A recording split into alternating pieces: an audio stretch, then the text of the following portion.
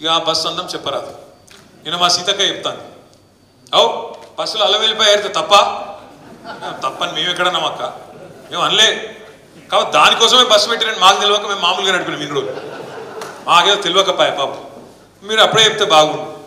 బస్సులో కుట్లు అల్లికెళ్ళితే తప్పని మేమెందుకంటాం అక్క, ఎక్కువ పెట్టు బస్సులు తన్నుకుంటాను, మంచిగా లేదు పెట్టు, మనిషికో బస్సు పెట్టు, మేమెందుకు అంతటం, మనిషికో బస్సు పెట్టు మంచిగా, అంత కుటుంబం పోయి మంచిగా కుట్లు అల్లికలు అవసరమైతే బ్రేక్ డ్యాన్సులు రికార్డింగ్ ఏం చెప్తారో చేయండి, మేమెందుకు అంతటం, ఏమంటారు చేయండి.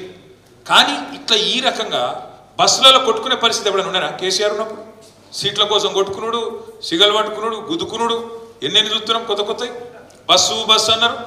ఇవాళ బస్సు పరిస్థితి ఎట్లుందో మీరే చూస్తున్నాం. ఆఖరికి ఆర్టీసీ కార్మికులు, డ్రైవర్లు, కండక్టర్లు వాళ్ళని ఎత్తిపట్టుకునే పరిస్థితి వచ్చింది. ఇక్కడ వాళ్ళ సీట్లకి వెళ్ళి నువ్వు కూడా కూర్చుంటారు ఇవాళ.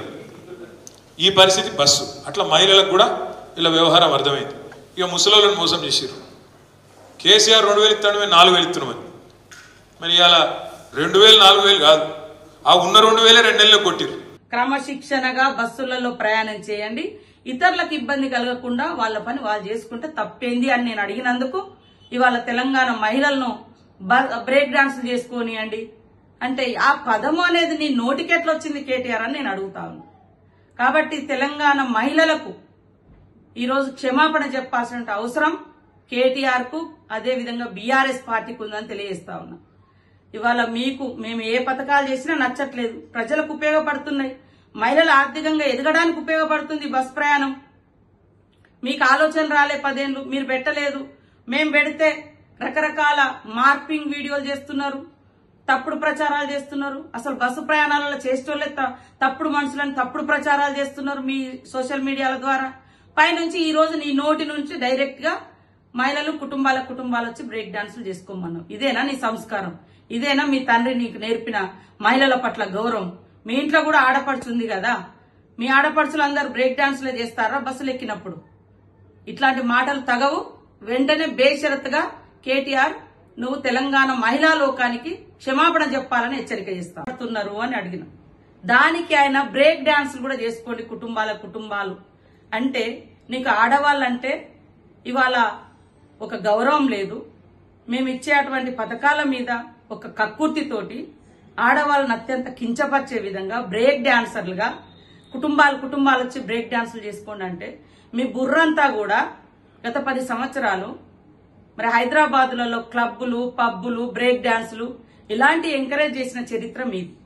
కానీ నేను మహిళల్ని గౌరవించే వ్యక్తులుగా నేను గాని, కాంగ్రెస్ పార్టీ గాని, మా సీఎం గారు గాని మహిళలకు ఏ అవకాశం ఇచ్చినా వాళ్ళు ఆర్థికంగా ఎదగాలని, వాళ్ళు శ్రమ కోరుకునే వాళ్ళు, శ్రమ చేసే శ్రమజీవులు ఆడవాళ్ళు కాబట్టి వాళ్ళకున్న టైం తక్కువలో వాళ్ళకుండేటువంటి టైంలో ఏదున్నా కూడా టైం వేస్ట్ చేసుకోకుండా చేసుకుంటారు అని మాట్లాడి అందులో తప్పేముంది? ఇవాళ మీరే అంటుర్రు కొట్టుకుంటారు ఇట్లా అవుతుంది. ఖాళీగా ఉన్నప్పుడు సీటు ఖాళీగా ఉన్నప్పుడు ఇంటికి పోయే క్రమంలో సరే వాళ్ళ ఇంటికాడ పోయి చేసుకునే పనులు బస్సులో కూర్చొని చేసుకుంటున్నారు, ఇతరికి డిస్టర్బెన్స్ కాకుండా. దాన్ని మాట్లాడితే మీరు బ్రేక్ డాన్సులతోటి ఆడవాళ్ళని పోల్చడం అంటే ఇంతకంటే దుర్మార్గం ఏమైనా ఉందా? ఒక్కసారి మహిళలు ఆలోచించాలి, మహిళా లోకం ఆలోచించాలి. ఏం మాట్లాడుతున్నారు కేటీఆర్ వాళ్ళ పార్టీ? ఉచిత బస్సు ప్రయాణం అంటే మీకు నచ్చదు, గృహజ్యోతి పథకం ద్వారా పేదవాళ్లకు మరి 200 యూనిట్ల కరెంట్ ఇస్తే నచ్చదు, గ్యాస్ సిలిండర్ 500కి ఇస్తే నచ్చదు, పేదోళ్లకు లబ్ధి చేసే ఏ పథకాలు నచ్చవు మీకు. గుట్టలకు పుట్టలకు 100,000 ఎకరాల ఫామ్ హౌజులకు 1,000 కోట్ల రూపాయలు ప్రజాధనాన్ని కట్టబెడితే మాత్రం రైతు బంధు పేరుతోటో ఇంకో పేరుతోటో కట్టబెడితే మీకు నచ్చింది. మహిళలకు ఉచిత బస్సు ప్రయాణం పెట్టిన కానుంచి ఎంత కక్కుర్తి పడుతున్నారు, ఎంత దుర్మార్గంగా ఈరోజు బ్రేక్ డాన్సులు చేసుకోండి అనే మాట నీకు ఏ రకంగా వచ్చిందని నేను అడుగుతా ఉన్నా. అసలైన తొలి వెలుగు. ఫాలో వాట్సాప్ @తొలి వెలుగు official.